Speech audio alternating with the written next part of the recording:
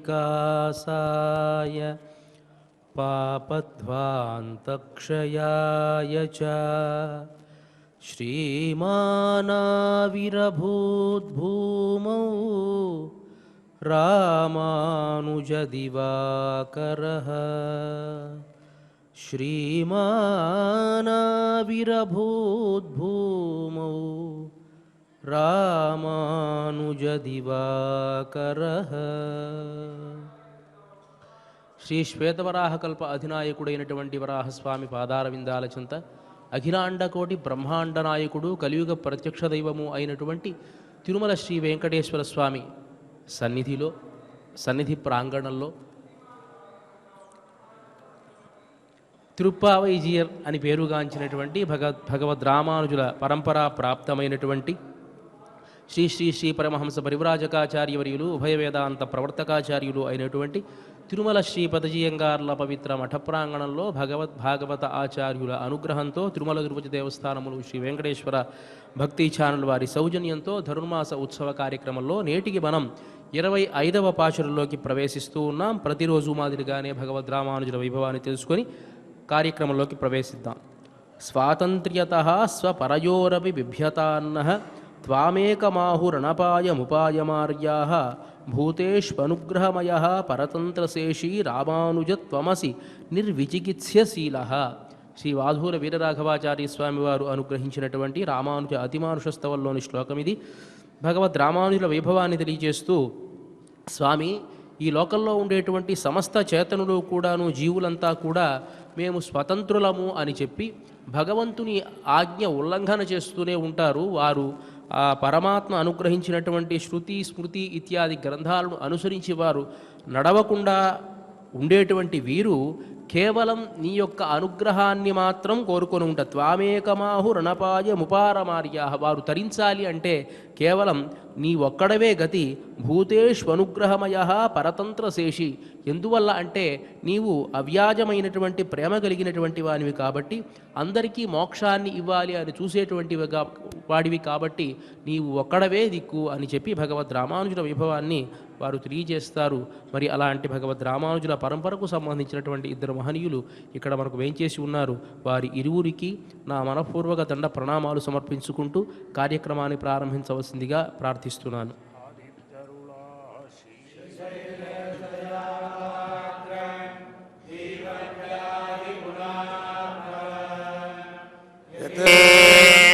ప్రవణం వందే రమ్యజామాధరమునే లక్ష్మీనాథసమారంభా నాథయామధ్యమా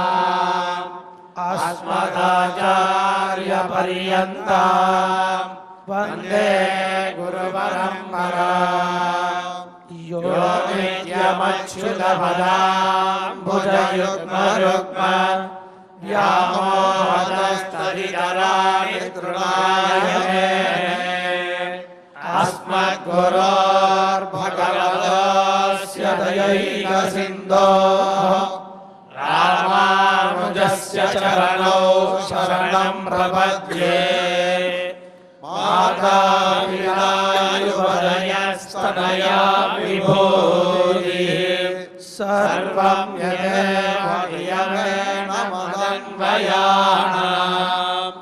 ఆద్యస్య నః కులపతేర్ బహుళాభిరామ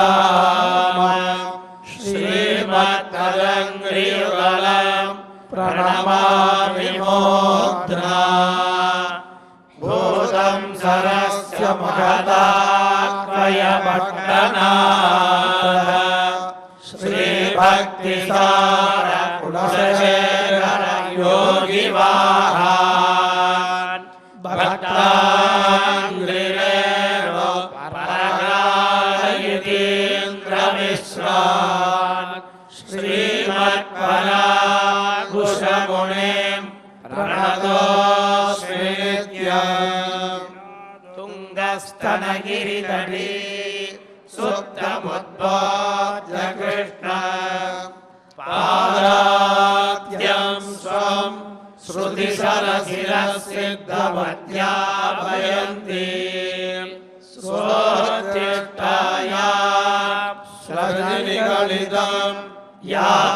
यावलाकृत्य भुङ्क्ते गोदास्यै नमः भूयदेवास्तु भूयाः அன்னவயல் புதுவை ஆண்டாள் அரங்கற்கு பண்ணு திருப்பாவை பல்வலியம் இன்னிசையால் பாடிக் கொடுத்தால் நற்பாமாலை பூமாலை சூடிக் கொடுத்தாலை சொல்லு சூடிக் கொடுக்க சுடர் கொடியே தொல்பாவை பாடி அருளவல்ல பல்வளையாய்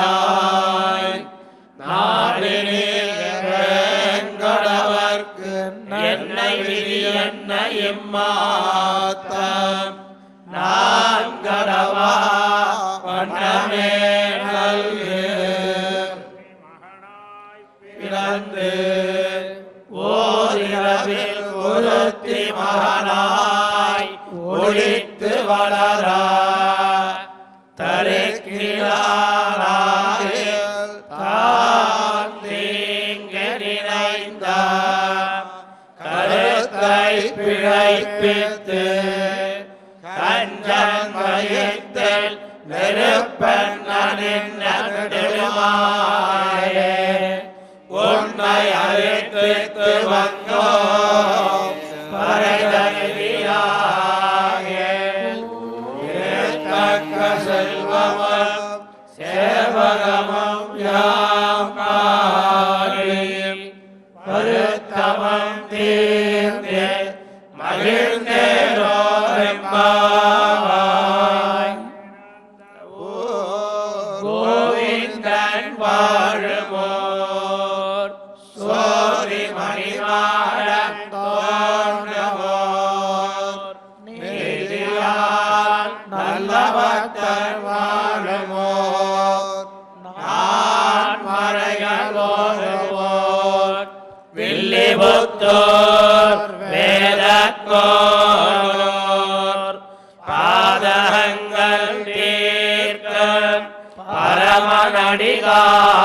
பரமநடிகாட்டும் வேதமனைத்துக்கும் வித்தாகும் கோதைகமிழ் ஐயைந்து வைந்தும் அறியாத மானிடரை வையம் சுமப்பதும் வம்பு பூரத்தில் துளித்தால் வாழியே திருப்பாவை முப்பது செப்பினால் வாழியே பெரியாழ்வார் பெற்றெடுத்த பெண் பிள்ளை வாழியே பெரும்போதோர் மாமுனிக்கு பின்னானால் வாழியே ஒரு நூற்று 40 மூன்றுரைத்தான் வாழியே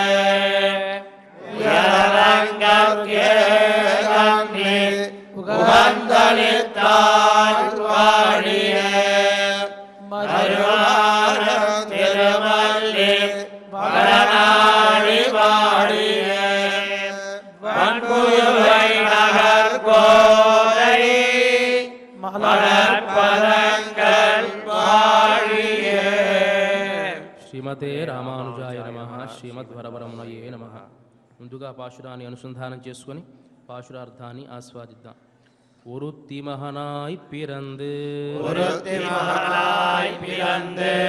ஓரிரவில் ஒருத்தி மகனாய் ஒளித்து வளர தரிக்கிலானாகில் தாந்தீங்கு நினைந்த கருத்தை பிழைப்பித்து கஞ்சன் வயிற்றில் நெருப்பெண்ண நெடுமாலே கஞ்சன்மயத்தில் நெருப்பெண்ண நின்ற நெடுமாலே உன்னை அறுத்தித்து வந்தோ உன்னை அரித்தித்து வந்தோ வரைதருதியாகில் வரைதருதியாகில் திருத்தக்க செல்வமும் திருத்தக்க செல்வமும் சேவகமும் யாம் பாடி சேவகம் யாம் பாடி வருத்தமும் தீர்ந்து வருத்தமும் தீர்த்து மகிழ்ந்தேலோரெம்பாவாய் மகிழ்ந்தேலோரெம்பாவாய். ఆండాళ్ తిరువడిகளే శరణం.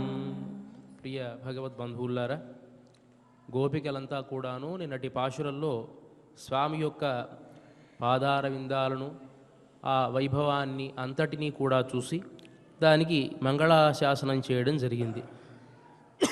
వారి అందరికీ ఉన్న కొరత ఏమిటి అంటే స్వామికి ఆయా సందర్భాలలో ఎవరూ కూడా మంగళాశాసనం చేయలేదు అనేటువంటి ఒక కొరత.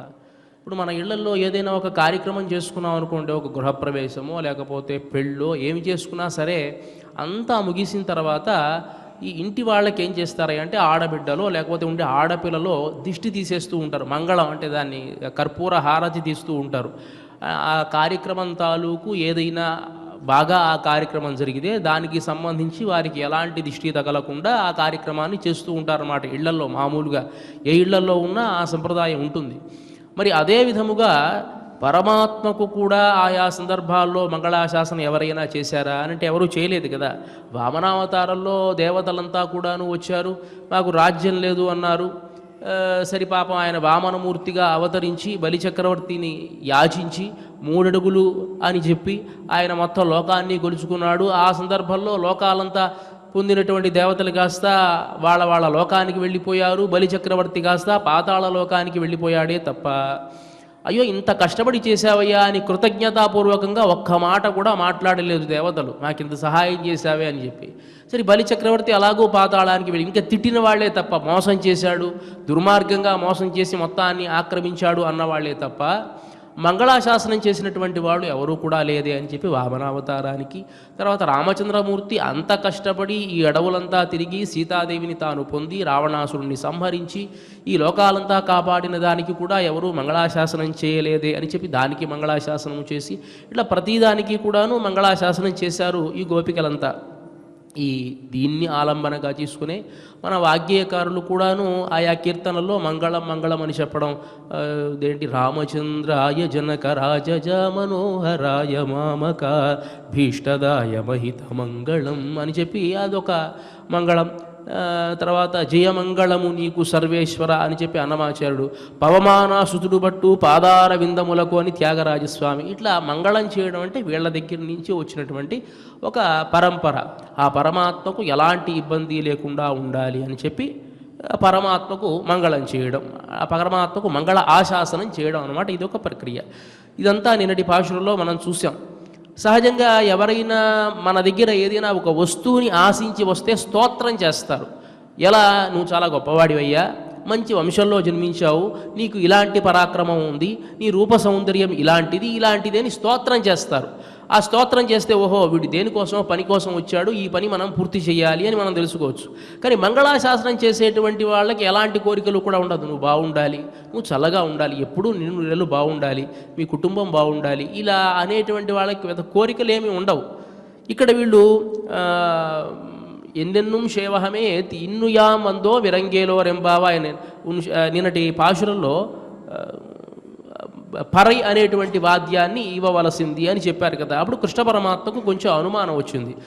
స్తోత్రం చేసేటువంటి వాళ్ళైతే ఏదైనా ఒకదాన్ని యాచించి వస్తారు అని అనుకోవచ్చు, మీరేమో మంగళాశాసనం చేశారు, మరి ఈ మంగళం చేసి మళ్ళీ కోరిక అడుగుతున్నారే, నాకు పరై అనేటువంటిది కావాలి అని అడుగుతున్నారు, ఏ విధంగా నేను అర్థం చేసుకోవాలి, మమ్మల్ని కొంచెం విశదంగా నాకు తెలియపరచాల్సింది. అదే కాకుండా ఇంకోటి ఏమిటంటే, మీకు ఇవ్వాల్సినటువంటి అవసరం నాకేంటి, మీరు వచ్చి నన్ను అర్థించిన వెంటనే పరై అనేటువంటి దాన్ని ఇవ్వాల్సినటువంటి అగత్యం ఏదైనా నాకుందా, నేను ఇస్తాను అని మీరు ఎలా అనుకుంటూ ఉన్నారు అని అంటే, అప్పుడు ఆ కృష్ణ పరమాత్మ యొక్క అవతార వైభవాన్ని కీర్తిస్తున్నారు. కృష్ణ, నువ్వు మాకు ఇవ్వడానికే పుట్టినటువంటి వాడివి, మా కోసమే పుట్టినటువంటి వాడివి అని చెప్పి ఈ పాశురం ద్వారా ఒరుత్తి మహనాయ్ పిరంది ఓర్ ఇరవిల్ ఒరుత్తి మహనాయ్ ఒళిత్తి వలర తరిక్కిలానాయ్ కీర్తిస్తూ ఉన్నారు. ఇక్కడ ముందు ఆ పాశురానికి క్లుప్తంగా అర్థం చెప్పుకుని తర్వాత వ్యాఖ్యానాన్ని చూద్దాం. ఒక ఆమెకు బిడ్డగా పుట్టి ఓరిరవిల్ అదే రాత్రి ఒరుత్తి మహనాయ్ ఒళిత్తు వళరా ఇంకో ఆమెకు కుమారుడిగా వెళ్ళి పెరగడము, ఇలా చేసినటువంటి నీకు తరిక్కిరానాహిల్ తాంతీగ్య నినైంద నీ పాటగా నువ్వు జీవిస్తూ ఉన్నా దాన్ని కూడా ఓర్వలేనటువంటి కంసుడు తీంగ నినైంద కరుత్తై పిడిపిత్తు కంజన్ వయిత్తిల్ నిరుపెన్న నిన్న నెడుమాలే నీకు అపకారమే చేద్దాము అని అనుకునేటువంటి ఆ కంసుడి యొక్క భావాన్ని తెలుసుకొని ఈ అపకారాన్ని అంతటిని నీకేదైతే అపకారాన్ని చేయాలి అని అనుకుంటూ ఉన్నాడో ఆ అపకారాన్ని అంతటినీ కూడా కంసుడికే చేర్చేట్టుగా చేసినటువంటి నెడుమాలే ఆశ్రిత వ్యామోహం కలిగినటువంటి వాడా ఉన్నై అరుత్తిత్తు వందో నిన్ను పురుషార్థాన్ని అడగడానికి వచ్చాం. పరైతరుదియాహిల్ నువ్వు గనక ఆ పురుషార్థాన్ని మాకు ఇచ్చినట్లయితే తిరుత్తక్క శల్వము శేవహము యాంపాడి లక్ష్మీదేవి కూడా ఆశ్రయింపదగినటువంటి సంపద కలిగినటువంటి నీ సంపదను మేము కీర్తించి నీ పరాక్రమాన్ని కీర్తించి వరుత్తము తీర్ంది మా దుఃఖాన్ని అంతటిని పోగొట్టుకొని మహిందేలో రెంబావాయ్ మేము సంతోషంగా ఉంటామయ్యా అని చెప్పి ఈ పాశురంలో పైన ఉండేటువంటి ఒక అర్థము. ఇక మనకి మోక్షం పొందాలి అంటే కర్మజ్ఞాన భక్తి యోగాలు అనేటువంటివి ఉన్నాయి. అదే సందర్భంలో పరమాత్మ యొక్క జన్మ రహస్యాన్ని మనం తెలుసుకున్నా కూడా మోక్షాన్ని పొందవచ్చు అని జన్మ కర్మచమేదివేం ఏవం యో వేత్య తత్వతః త్యక్త్వా దేహం పునర్జన్మ అని చెప్పంటాడు కృష్ణ పరమాత్మ. ఎవరెవరైతే నా జన్మ యొక్క వైభవాన్ని తెలుసుకుంటాడో వాళ్ళకి కూడా మోక్షం ఏర్పడుతుంది అని చెప్పినట్లుగా ఆ పరమాత్మ యొక్క జన్మ వైభవాన్ని కీర్తిస్తూ స్వామి నువ్వు జన్మించిందే మా కోసము అని ఈ పాశురం ద్వారా తెలియజేస్తున్నారు గోపికలు. ఏమిటి అంటే ఒరుత్తి మహనాయ్ పిరంద్ ఒక ఆమెకు పుత్రుడిగా జన్మించి ఒరుత్తి మహనాయ్ పిరంద్ జన్మించి పిరంద్ అనేటువంటి మాటలో జన్మించడము మామూలుగా గర్భనరకము అనేటువంటిది చాలా కష్టతరమైనటువంటిది అనేది మనకి శాస్త్రాలు తెలియజేస్తూ ఉన్నాయి. ఆ గర్భంలో ఉన్నటువంటి శిశువు చాలా కష్టపడుతూ ఉంటాడట. తల్లిదండ్రులకేమో మనకు సంతానం ఉత్పత్తి అవబోతోంది అని ఆనందం ఉంటే లోపల ఉండేటువంటి బిడ్డకు మాత్రం అయ్యయ్యో ఇలా నేను జన్మిస్తూ ఉన్నానే అని లోపల ఉండేటువంటి బిడ్డ మాత్రం అనుకుంటూ ఉంటాడట. దాని గురించి మనకు గర్భోపనిషత్ తెలియజేస్తుంది. నానాయోని సహస్రాణి దృష్ట్వా చైవం తతోమయ ఆ లోపల ఉండేటువంటి ఆ పిండం కాస్త నెమ్మదిగా ఎదిగి కొన్ని అవయవాలు తీసుకున్న తర్వాత 8వ నెలకి వాడికి ఒక పరిపూర్ణమైనటువంటి రూపం వస్తుంది. ఆ రూపం వచ్చినటువంటి తర్వాత ఆ లోపల ఉండేటువంటి వాడు చాలా ఇబ్బంది పడుతూ ఉంటాడు. కాలు కదపలేడు, చెయ్యి కదపలేడు, ఆ పురుగులు కుడుతూ ఉంటాయి లోపల ఉండేటువంటి పురుగులు, కానీ ఏమీ చేసుకోలేడు. ఈ దుఃఖాన్ని అనుభవిస్తూ ఆ లోపల ఉండేటువంటి ఆ శిశువు అనుకుంటాట నానాయోని సహస్రాణి దృష్ట్వా చైవ తతోమయ ఆహారా వివిధా భుక్తా పీతాశ్చ వివిధాస్తనా ఎన్నో జన్మలు పుడుతూనే ఉన్నాను, రకరకాల ఆహారాలు భుజించాను, రకరకాల పాలు అంటే ఒకసారి ఆవుకి బిడ్డగా పుట్టాను, లేకపోతే కుక్కకు బిడ్డగా పుట్టాను, అప్పుడు కూడా ఆ పాలన్నీ తాగుతూనే ఉన్నాను కదా, అక్కడ దానికి సంబంధించిన ఆహారాలని తీసుకుంటూనే ఉన్నాను కదా. 84 లక్షేషు యోనిభేదేషు చ ఆభవం 84 లక్షల రకాల జన్మలన్నీ కూడా ఎత్తేసాను. జ్ఞాతశ్చాస్మి జాతశ్చాస్మి మృతశ్చాస్మి సంసార్యస్మి పునః పునః పుడుతూ ఉన్నాను, మరణిస్తూ ఉన్నాను, మళ్ళీ సంసరిస్తూ ఉన్నాను, మళ్ళీ పుడుతూ ఉన్నాను. జన్మ మృత్యు పునర్జన్మ పునర్మృత్యు పునర్ధని పుడుతూ ఉన్నాను, గిడుతూ ఉన్నాను, మళ్ళీ పుడుతూ ఉన్నాను, మళ్ళీ చస్తూ ఉన్నాను. గర్భవాసే మహద్దుఃఖం మోహాత్ దుఃఖంచ జన్మసు. నిజంగా ఈ గర్భంలో ఉండేటువంటి దుఃఖం చాలా రకమైన పెద్ద దుఃఖము. బాల్యే దుఃఖం తథాశోక పారవస్యంచ మూఢత. సరే బయటికి వస్తే ఏదైనా జ్ఞానం ఉందా అని చూస్తే బాల్యంలో కొంత అజ్ఞానంతో చేసేటువంటి పాపము, యవ్వనంలో చేసేటువంటి పాపము, వార్ధక్యంతో చేసేటువంటి పాపము, అయ్యో ఇవన్నీ నేను ఎందుకు ఇలా జన్మిస్తున్నాను, ఇదంతా కర్మ వల్ల కదా జన్మ మనకి ఏర్పడేది అని చెప్పి అహో దుఃఖో దధో మగ్నః నపశ్యామి ప్రతిక్రియా. ఈ దుఃఖానికి ఎలాంటి ఆవలిగట్టు కూడా చూడకుండా ఉన్నాని అని చెప్పు. ధిజ్ఞానం ధిగజ్ఞానం ధిజ్ఞానం క్రోధ సంకటం. ఈ అజ్ఞానం అనేటువంటిది క్రోధాన్ని జన్మింపజేస్తూ ఉన్నది. కాబట్టి నా జన్మ ఈ రకంగా పుడుతూ ఉన్నాను, గిడుతూ ఉన్నాను, ఇక పుట్టకూడదు అంటే ఏమి చేయాలో అర్థం కావడం లేదు అని అనుకుంటూ సంసార శృంఖలం ధిక్ ధిక్ ఆచార్యాత్ జ్ఞానమాప్నుయాం. సరే, ఇక ఈ జన్మ నేను జన్మిస్తాను. ఈ జన్మలో నేనేమి చేస్తాను అంటే ఒక గొప్ప ఆచార్యుని నేను పొంది మంచి జ్ఞానాన్ని సముపార్జిస్తాను. యది యోన్యాహ ప్రముంచామి సాంఖ్యయోగం సమాశ్రయే. ఈ గర్భం నుంచి నేను గనక బయటికి వస్తే నేను సాంఖ్యయోగాన్ని అధ్యయనం చేసి ఆచార్యుడి ద్వారా ముక్తిని పొందుతాను అని గర్భంలో ఉండేటువంటి శిశువు భావిస్తూ ఉంటాడట. అంతా బాగానే ఉంది. వాడు బయటకు వచ్చిన తర్వాత శఠం అనేటువంటి వాయువు వస్తుంది, అన్నీ మర్చిపోతాడు వాడు. ఏమంటే నిజంగా ఇంత దుఃఖం ఉంటుందా అంటే నిజంగానే ఇంత దుఃఖం ఉంటుంది. మనం ఒక మనిషిని ఒక రూమ్లో అలాగే పెట్టేసేసి కేవలం ఆహారం మాత్రమే ఇస్తూ వాడికి ఏమీ లేకుండా 4 గోడల మధ్య ఉంచితే వాడు ఎంతకాలం ఉండగలడు? వాడు పిచ్చి పిచ్చిగా మాట్లాడుతూ ఉంటాడు. ఏమి చేయాలో వాడికి అర్థం కాదు. ఏమిట్రా ఇది కర్మ, ఎప్పుడు కనీసం మనుషులు కనిపిస్తారా అని అనుకుంటూ ఉంటాడు. ఇది ఈ అనుభవం మనకు కూడా వచ్చిందండి. కరోనా వచ్చినటువంటి సందర్భంలో అందరూ కూడా తలుపులు వేసి 1 సంవత్సర కాలం ఇంట్లోనే ఉండాలి అంటే పిచ్చి పట్టింది. ఆ సందర్భంలో ఈ కరోనా వచ్చి వెళ్ళిపోయిన తర్వాత చాలామంది మానసికవేత్తల దగ్గరికి వెళ్ళి చూపించుకునే వాళ్ళు చాలామంది ఉన్నారు. ఎందువల్ల ఆ సంవత్సర కాలం కూడా వాళ్ళు లోపల ఉండడం వల్ల ఏమి చేయాలో ఏం మాట్లాడాలో తెలియక ఏమిటి అనే పిచ్చి పిచ్చిగా ప్రేలాపనలు పొంది రకరకాల ఇబ్బందులు పడ్డారన్నమాట, శారీరకంగా కానీ మానసికంగా కానీ. మరి ఇలాంటిది లోపల ఉండేటువంటి శిశువు కూడా అలాంటి అజ్ఞానం ఉంటుంది. ఇలాంటి గర్భవాసం అనేటువంటిది పరమాత్మకు మనం చెప్పకూడదు అనేటువంటి ఉద్దేశంలో మహర్షులు ఏం చేశారయ్యా అంటే దేవకీ పూర్వ సంధ్యాయాం ఆవిర్భూతం మహాత్మన. కృష్ణుడు మనలాగా జన్మించలేదయ్యా. ఆయన దేవకీ పూర్వ సంధ్యాయం, తూర్పు దిక్కులో సూర్యుడు ఎట్లా అయితే ఉదయించాడో అట్లా ఉదయించాడే తప్ప గర్భవాసం చేయలేదు అని మహర్షులంటే ఆళ్వార్లు అంటారు కదా. అదేమిటి మీరలా అంటారు? కరుణాంతరంగుడు ఆ స్వామి ఎవరికైనా ఒక వరాన్ని ఇస్తే నేను నీ గర్భంలో జన్మిస్తాను అని గనక వరం ఇస్తే తప్పకుండా తాను ఆ గర్భంలో 10 మాసాలు ఉండి జన్మించడం ఆయనకొక్కడే తగుతుంది. పిల్లవాడు గనక మురిగుంటలో పడిపోయాడు అనుకోండి, తండ్రి ఎవరో పాకి వాడిని పిలిచి నువ్వు దిగరా అని అనడం కాదు, ముందు బాడి దూకి వాడిని ఎలా అయితే పైకి లేవనెత్తుతాడో సంసారంలో మునిగిపోయినటువంటి మనలాంటి వాళ్ళని లేవనెత్తడం కోసం ఆయన జన్మించాడు. మనకు గర్భవాసం లేకుండా ఉండడం కోసం ఆయన గర్భవాసాన్ని పొందాడు. మనకి జన్మ లేకుండా ఉండడం కోసం ఆయన జన్మ తీసుకున్నాడు.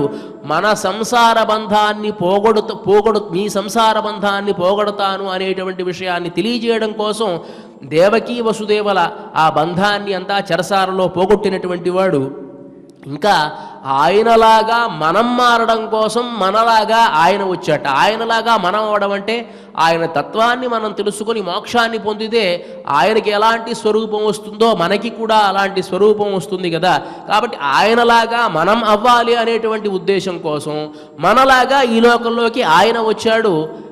క్షీరసాగరంలో ఉండేటువంటి వాడు సంసార సాగరంలోకి వచ్చాడు. అంటే ఎంత కరుణో చూడండి పరమాత్మకి. ఒరుత్తి మహానాయి పిరంద్ పుట్టాడు ఆయన. ఆయన కేవలం అట్లా గర్భంలో ఉన్నట్టుగా చూపించి మళ్ళీ గర్భం నుంచి బయటికి రావడం కాదు, పూర్తిగా గర్భ నరకాన్ని కూడా ఆయన పొందాడు. గర్భం అనేటువంటిది పెద్ద నరకం. ఆ లోపల ఉండేటువంటి వాడు 8వ నెల వచ్చిన తర్వాత ఒక్కొక్కసారి మలము అవంతా కూడా ఆ గర్భంలోనే వదులుతూ ఉంటాడట. ఆ లోపల ఆ ఉమ్మ నీరులో ఇదంతా కలిసి ఒక్కొక్కసారి ఉమ్మ నీరు తాగారు బిడ్డ అంటారు చూసారు, ఆ తాగితే ఆ లోపల ఉండే మలం కూడా వాడు తాగినట్టే ఆ ఉమ్మ నీరులో కలిసిపోయి ఉంటుంది అదంతా. వాడు ఎంత దుఃఖం అండి, ఆ పురుగులు కుడుతూ ఉంటాయి. ఇదంతా అనుభవించి వచ్చేటువంటి దుఃఖాన్ని పరమాత్మ కూడా పొందాడు. ఎందువల్ల మనల్ని ఉద్ధరించడం కోసం ఆయన వచ్చాటట. వృత్తి మహానాయ్ పిరంద్, మహానాయ్ పిరంద్, పుత్రుడిగా జన్మించి. పుత్రుడు అంటే ఏమిటి? పున్నామ నరకం నుంచి కాపాడేటువంటి వాడు, మనం చెప్పినటువంటి మాట వినేటువంటి వాడు. మరి కృష్ణ పరమాత్మ అలా విన్నాడా అంటే పుట్టిన వెంటనే విన్నాడు కదండి ఆయన. ఇంకా రామచంద్రమూర్తి అయినా సరే కొంచెం ఊహ వచ్చిన తర్వాత దశరథ మహారాజు ఏమయ్యా నువ్వు అడవులకు వెళ్ళాలి అంటే సరే నాన్నగారు వెళ్ళొస్తా అని వెళ్ళిపోయాడు. కానీ నేను అట్లా కాదు, పుట్టినప్పుడే చతుర్భుజాలతో శ్రీవత్సాది లాంఛనాలతో పుడితే తల్లిదండ్రుల నరక ఉపసంహర విశ్వాత్మన్ అధోరూపమలౌకికం శంఖచక్ర గదాపద్మ శ్రియాజుష్టం చతుర్భుజం. ఓ పరమాత్మ, ఓ ఉపసంహరించుకో, ఈ చతుర్భుజాలతో ఉండేటువంటి రూపాన్ని ఉపసంహరించుకో. ఎందువల్ల అంటే కంసుడు మళ్ళీ ఏదైనా చెడు చేస్తాడేమో, ఉపసంహరించుకో అని అన్నారు.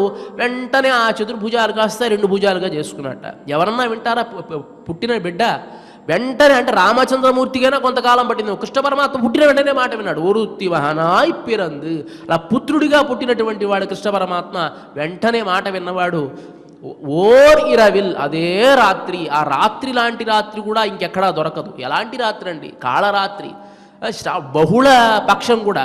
సతులాలా చూడరే శ్రావణ బహుళాష్టమి అని కీర్తిస్తాడు అన్నమాచార్యుడు. శ్రావణ బహుళ అష్టమి రోజు, అమావాస్యకి దగ్గరగా ఉండేటువంటి అష్టమి కాబట్టి చీకటి రోజులు.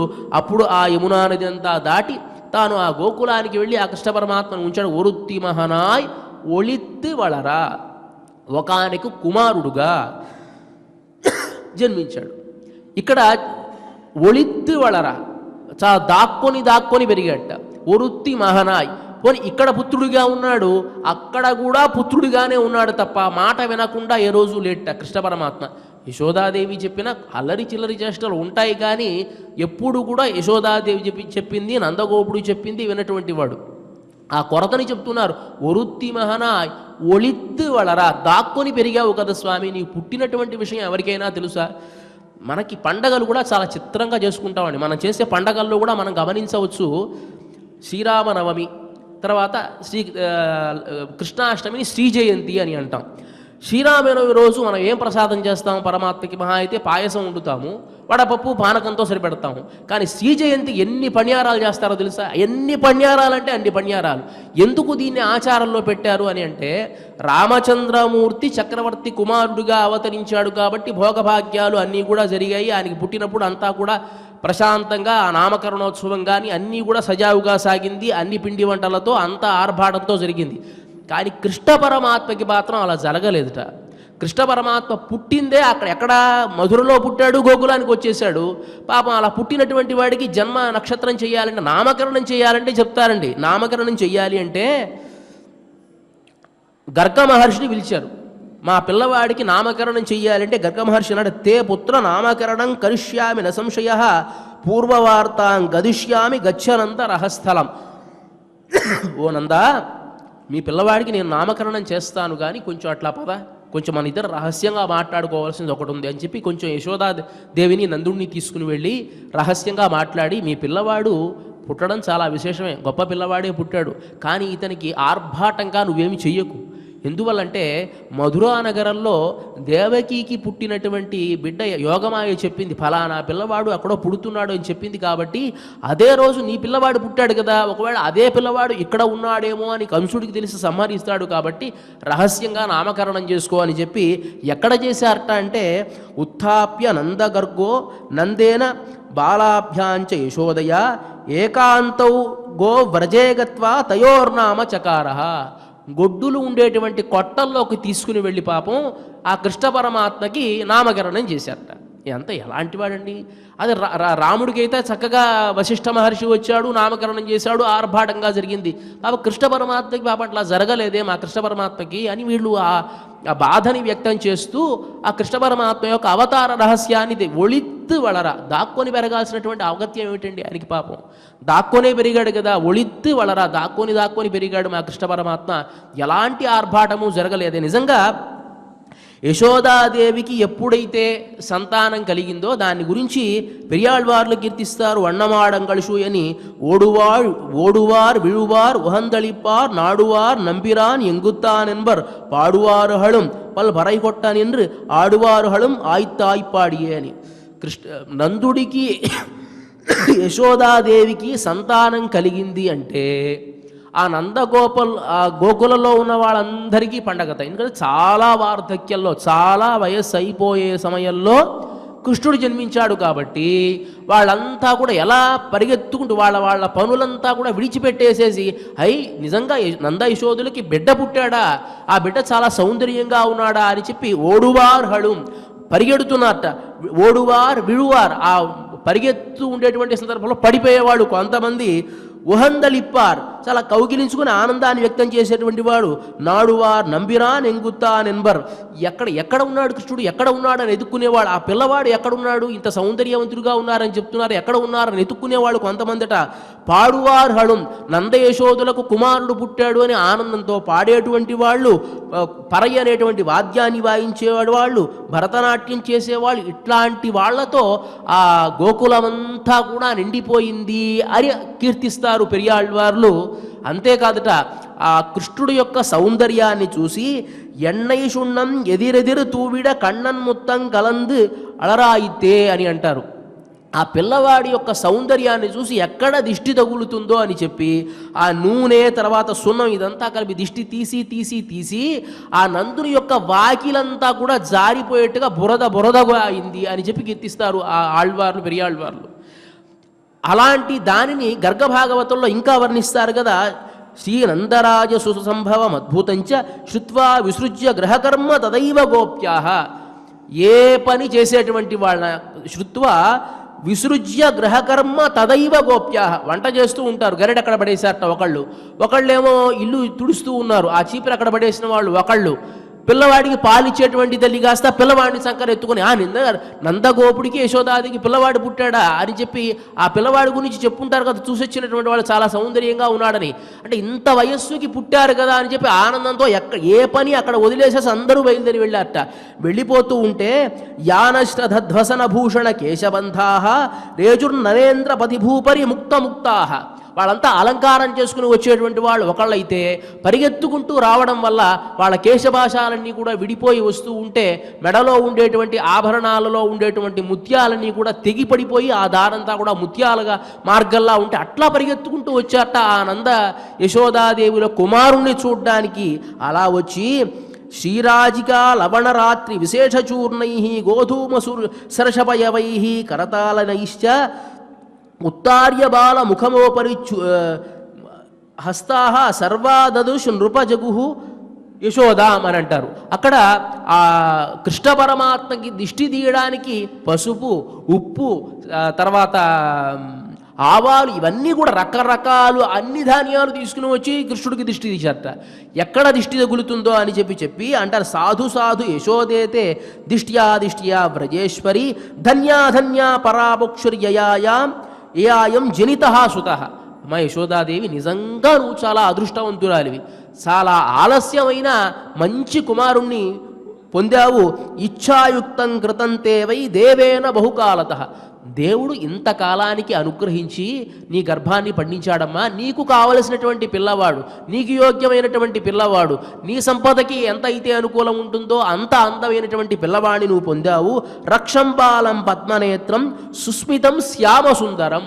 ఎంత అందంగా ఉన్నాడమ్మా, పద్మనేత్రుడైనటువంటి వాడు, నల్లైనటువంటి వాడు. ఇలాంటి పిల్లవాడు ఎక్కడన్నా మనం చూసామా ఇంతకుముందు? ఇలాంటి పిల్లవాడిని జాగ్రత్తగా నువ్వు చూసుకోవాలి. రక్షబాలం, ఈ పిల్లవాడిని జాగ్రత్తగా చూసుకో అని అక్కడ ఉండేటువంటి గోపికలంతా కూడా చూసి అతనికి రక్షణ చేసి వెళ్ళారట. అట్లా ఉన్నటువంటి ఆ కృష్ణుడికి నామకరణం చేయాలంటే ఇలా చేయాల్సి వచ్చిందే అని చెప్పి కష్టాన్ని చెప్తూ ఒరుత్తి మహనాయ్ ఒళిత్తి వళరా, చాలా దాగి పెరగాల్సి వచ్చింది కదా స్వామి, ఒళిత్తి వళరా. నిజంగా నువ్వు అలా దాగి పెరగాల్సినటువంటి అవసరం ఉన్నదా అంటే అవసరమే లేదు. కంసుడు ఏ రాక్షసులనైతే పంపిస్తూ ఉన్నాడో ఆయా రాక్షసుల్ని వచ్చిన వాళ్ళని వచ్చినట్టుగా ఏ లెక్కకి ఆ లెక్క అన్నట్టుగా పంపించేస్తూ ఉన్నాడు పైకి. కేవలం మోక్షానికి వెళ్ళినటువంటి వాడు నచ పునరావర్తత ఇది అన్నట్టుగా మోక్షానికి వెళ్ళిన వాడు మళ్ళీ జన్మించాడు. అదేమిటో మధురా నగరానికి వెళ్ళిన రాక్షసు మళ్ళీ తిరిగి రాడనమాట. అట్లా పంపించేస్తూ ఉన్నాడు అందరినీ కూడా. అలాంటి వాడికి కంసుడంటే భయమా? కంసుడంటే భయం వల్ల కాదు, గోకులంలో ఉన్నటువంటి వీళ్ళందరినీ అనుగ్రహించడం, మమ్మల్ని అనుగ్రహించడానికి, మా అజ్ఞానాన్ని పారద్రోలడానికి, మాతో ఆడుకోవడానికి, మాతో ఉండడానికి, మాతో సాహచర్యం చేయడానికి వచ్చావయ్యా నువ్వు. అలాంటి నువ్వు మా మాట వినవా అని వీళ్ళు ఆ అవతార రహస్యాన్ని తెలియజేస్తూ ఉన్నారు.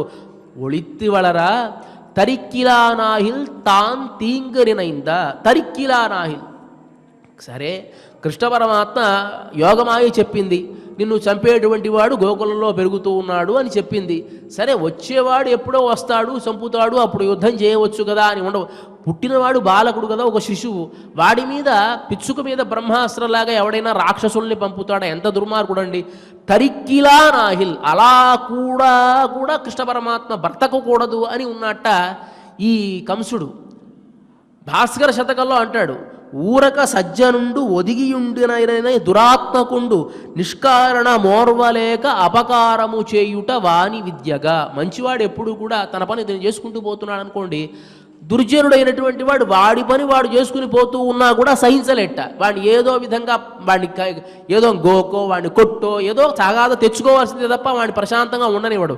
దానికి ఉదాహరణ చెప్తాడు భాస్కర శతకంలో, చీరలు 100 టంకములు చేసేడివైనను పెట్టెనుండగా చేరి చినింగిపోగరకు చిమ్మెటకేమి బలంబు భాస్కర. కొన్ని వేలు పోసి పట్టు చీరలు కొంటాం. ఆ చీరలు ఏం చేస్తామండి, ఎప్పుడు కట్టుకోలేం కాబట్టి ఒక పెట్టెలో దాచిపెడతాం. అది పెట్టెలోనే ఉంది, ఏదైనా బయటకు వచ్చిందా? కానీ ఆ పెట్టెలో ఉన్నటువంటి దాంట్లో చిమ్మెటపోతుంది, పోయి అన్ని బట్టలు కూడా కొట్టు పెట్టేస్తుంది, మొత్తం అవన్నీ కూడా రంధ్రాలు చేసి పెడుతుంది. దానికి ఏదైనా దానివల్ల ప్రయోజనమా? దానివల్ల ఆహారమా? అది కాదు కదా. కానీ దాని పనేదే అనమాట.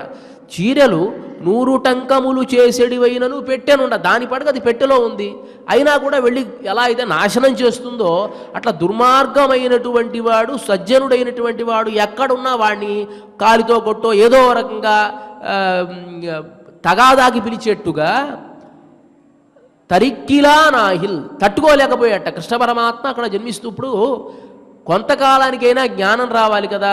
సరే మరణం అనేటువంటిది ఎవరికైనా వస్తుంది, వచ్చినప్పుడు సరే కృష్ణ పరమాత్మ వస్తాడు, అప్పుడు అంతగా అయితే యుద్ధం చేద్దాం, ప్రయత్నం చేద్దాం, అప్పుడు చావో రేవో చూసుకుందాం అని అనుకోవాలి. కానీ ఎలా ఉండాలి చావంటే? చక్కగా దానికి సిద్ధపడి ఉండాలి. కొన్ని సందర్భాలలో మనకి మారీచ మహర్షి అని అంటారు. మారీచుడిని కొంతకాలం తర్వాత, మారీచుడు రాక్షసుడే అయినా కూడా మహర్షిలా అయిపోయాట. వృక్షే చ పశ్యామి అని అంటాడు. రా అనేటువంటి శబ్దం వచ్చింది అంటే వాడికి రథం అన్నా లేకపోతే రంభ అన్నా ఏది రా అంటే చాలు వాడికి ప్రాణం పోతుంది ఓ పక్క. ఎందువల్ల? రామచంద్రమూర్తి తాను బాలుడుగా ఉన్నప్పుడు ఏ బాణంతో అయితే కొట్టాడో ఆ దెబ్బ ఇప్పటి వరకు వాడు మర్చిపోవాలా. దాంతో కొంతమందికి నయానో భయానో బాగు చేయాలంటారే, వీడు భయం వల్ల బాగుపడ్డటువంటి వాడు కాబట్టి రాక్షసుడు ప్రశాంతంగా వెళ్ళాడు. ఇక మనం ఈ రాముడి కంటపడకూడదని తపస్సు చేసుకుంటూ ఉన్నాడు. అలాంటి వాడి దగ్గరికి రావణాసురుడు వచ్చి నువ్వు ఎట్లా అయినా సరే నాకు సహాయం చేయాలి అన్నాడు. వద్దురా, వాడు చంపేస్తాడు, అప్పుడు ఒకసారి దెబ్బతిన్నాను, వయస్సు వచ్చిన తర్వాత భార్య పక్కన ఉన్నప్పుడు కూడా వెళ్ళాను, అప్పుడు కొట్టిన దెబ్బకి ఏదో బ్రతికి బట్ట కట్టాను, కాబట్టి ఆ జోలికి నేను వెళ్ళను, నువ్వు కూడా వెళ్ళొద్దు అని చెప్పిన వినలా.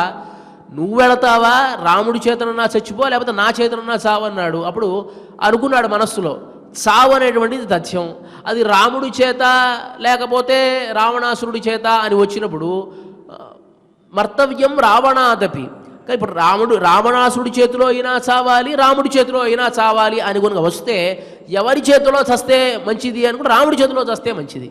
కాబట్టి వీడి పనికి మాలిన వాడి వీడి చేతిలో చచ్చిపోవడం ఎందుకు అని చెప్పి అనుకున్నాడు, వెళ్ళి రాముడి చేతిలో చచ్చిపోయాడు. అలాగే చావుని ఎదురుగా ఉన్నప్పుడు సరే ఎట్లాగూ వస్తుంది, రాయపల్లలో పెరుగుతున్నాడు గోకులంలో, ఎప్పుడో వస్తాడు పెద్దవాడైన తర్వాత, అప్పుడు చంపితే చద్దాము చావోరేవో అప్పుడు చూసుకోవాలనుకోవాలి, అలా కూడా ఒప్పుకోవాలా. తరిక్కిలా నాహిల్ తాన్ తీంగ నిన ఇంత కరుత్తై పిழைப்பித்து కంజన్ వయిత్తిల్, అది ఒప్పుకోలేదుట. పోతనుడిని పంపించాడు, శకడాసురుడిని పంపించాడు, ధేనుకాసురుడు, వత్సాసురుడు, అఘాసురుడు, బకాసురుడు, ఏమిటి ఊరికినే పంపిస్తూనే ఉన్నాడు, ఏ రకంగానా చచ్చిపోతాడేమో కృష్ణుడు అని చెప్పి.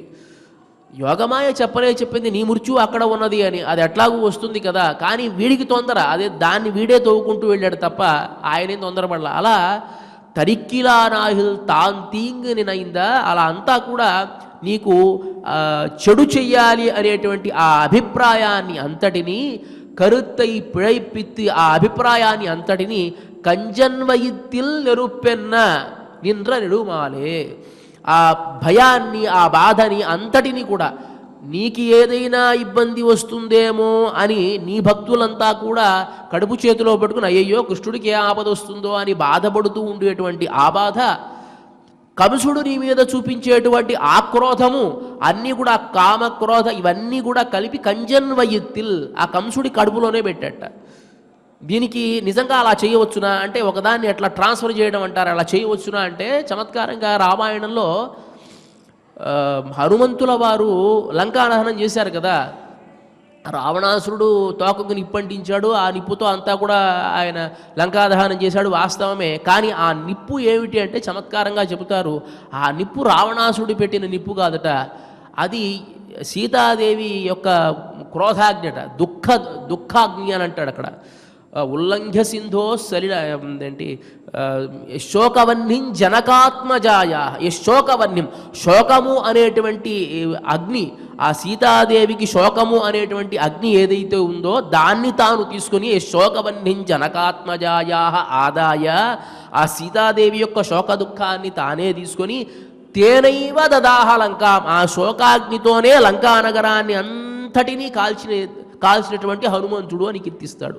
అలా భక్తుల యొక్క బాధలు అంటే కృష్ణ పరమాత్మకు ఏం లోపం వస్తుందో అని పడేటువంటి ఆ బాధలు, తర్వాత కంసుడు కక్షతో పంపించేటువంటి ఆ రాక్షసులు ఆ క్రోధాన్ని అంతటినీ కూడా కంసుల్లోనే ఉంచి కంసుణ్ణి సంహరించినటువంటి నెరుప్పెన్న నిన్న నెడుమాలే. ఓ ఆశ్రిత వ్యామోహం కలిగినటువంటి వాడా, ఉన్నై అరుత్తిత్తు వందో, నీ దగ్గర పురుషార్థాన్ని పొందడానికి వచ్చాం. మాకు కావలసింది ఈ పరై అనేటువంటి పురుషార్థం కాదు, మాకు ప్రత్యేకమైనటువంటి పురుషార్థం ఒకటి ఉన్నది, అదేమిటో మేము చెబుతాం. ఉన్నై అరుత్తిత్తు వందో పరై తరుది యాహిల్, నువ్వు గనక మా పురుషార్థాన్ని నెరవేర్చినట్లయితే తిరుత్తక్క శల్వముం శేవహముం యాంపాడి, లక్ష్మీదేవి కూడా ఆశ్చర్యపోయి ఆనందపడేటువంటి సంపద కలిగినటువంటి నిన్ను మేము కీర్తిస్తాము. అలా లక్ష్మీదేవి యొక్క వృత్తాంతాన్ని ఇక్కడ ఎందుకు చెబుతున్నారంటే గుర్తు చేయడం అన్నమాట. పరమాత్మ దగ్గరకు ఎవరు వచ్చినా కూడా ఆయన కాదు అని అనకూడదట, అంటే లక్ష్మీదేవికి కోపం వస్తుంది. కొంతమందికి ఇప్పుడు ప్రేమించి పెళ్లి చేసుకుంటారు కదా, ఏమి చూసి ప్రేమించావమ్మా అంటే ఆయన భుజ పరాక్రమాన్ని చూసి ప్రేమించాను, కొంతమంది ఆయన సౌందర్యాన్ని చూసి ప్రేమించాను, లేకపోతే కొంతమంది ఆయన దానగుణాన్ని చూసి ప్రేమించాను, ఇట్లా ప్రేమిస్తారు కదా. లక్ష్మీదేవి దేని చూసి ప్రేమించింది అంటే ఆయన దానగుణాన్ని చూసి ప్రేమించిందట. ఎవరు ఏది అడిగినా ఇచ్చేస్తూ ఉంటాడు కాబట్టి తనకు కూడా బోళ్ళంత ఐశ్వర్యం ఉంది కాబట్టి ఇచ్చేస్తాడు కదా అని.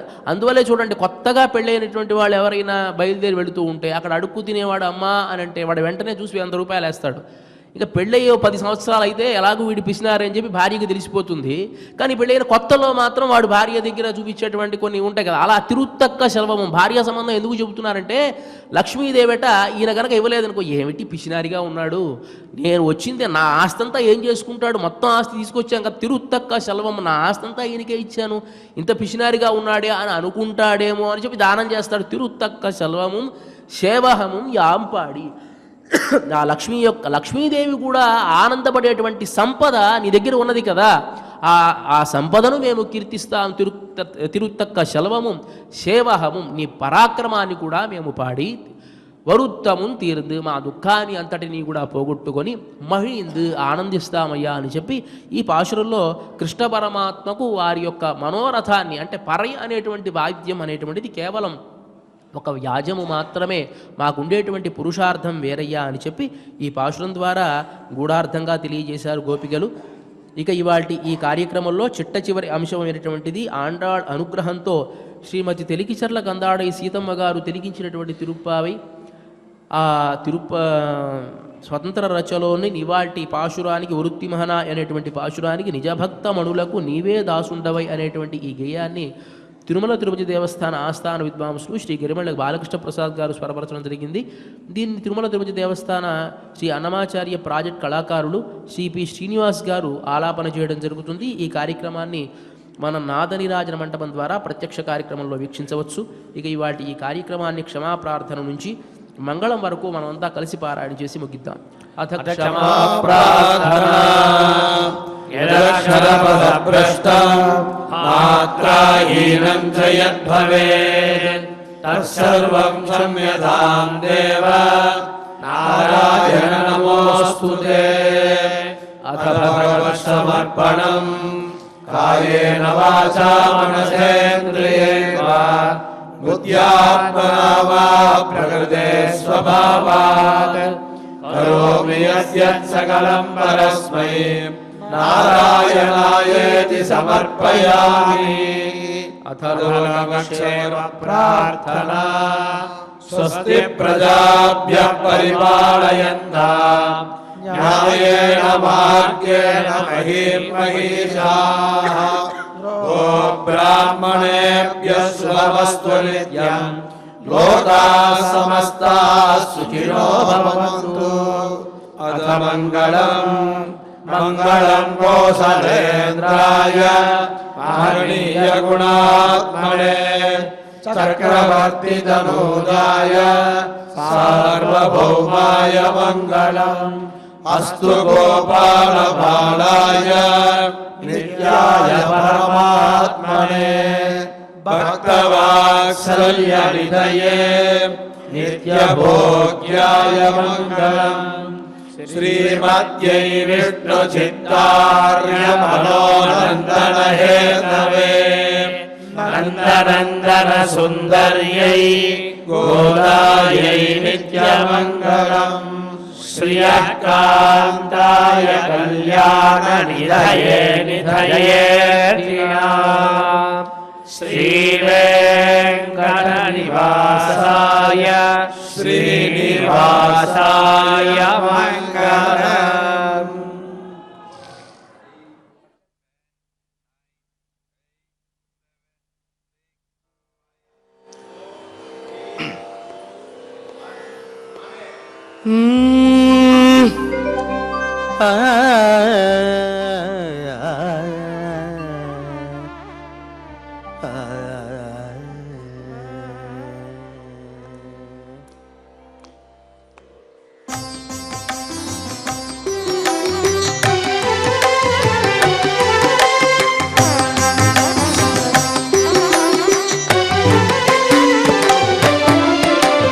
నిజ భక్తమనులకు నీవే దాసుండవై నెగడెడు ఔదార్యము గల పరమాత్మ.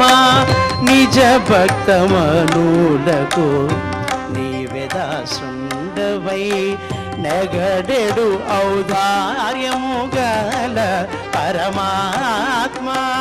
నిజ భక్తమనులకు నీవే దాసుండవై నెగడెడు ఔదార్యము గల పరమాత్మ. కరుణింపవేగ రమ్మా.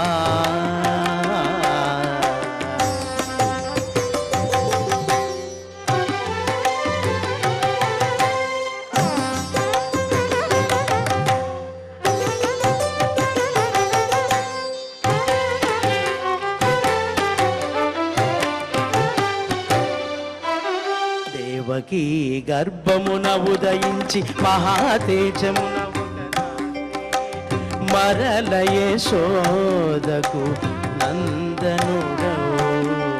దేవకీ గర్భమున ఉదయించి మహాతేజమున ఒక రాత్రి మరల యశోదకు నందనుడవు.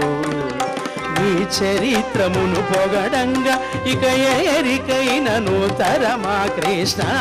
నిజ భక్తమనులకు నీవే దాసుండవై నెగడెడు ఔదార్యము గల పరమాత్మ.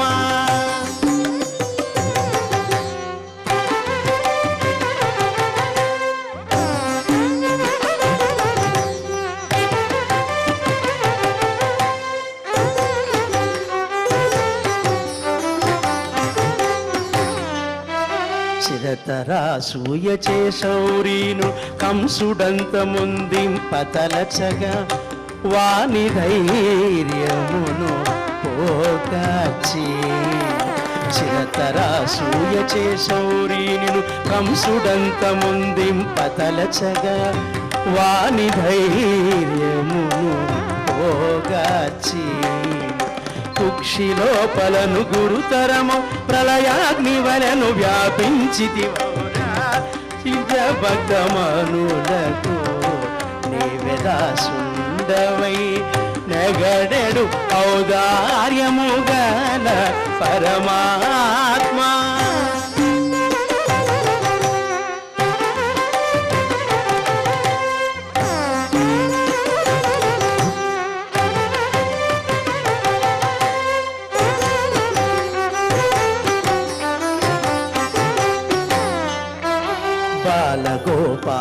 పెరియ పిరాటికి చాలా నర్కమౌ సంపదలిడ ఆలిల నిను గోరి చేరితిమి బాలగోపాల పెరియ విరాటికి చాలా నర్కమో సంపదలిడ ఆలిల నిను గోరి చేరితిమి నీలవర్ణ నీ వీర చరిత్రము పాడి సంతసించితిమి కృష్ణ నిజ భక్తమనులకు నీవే దాసుండవై నగడెడు ఔదార్యము గల పరమాత్మ నిజ భక్తమనులకు నీవే దాసుండవై నగడెడు ఔదార్యము గల పరమాత్మ నిజ భక్తమనులకు నీవే దాసుండవై నగడెడు ఔదార్యము గల పరమాత్మ కరుణింపవే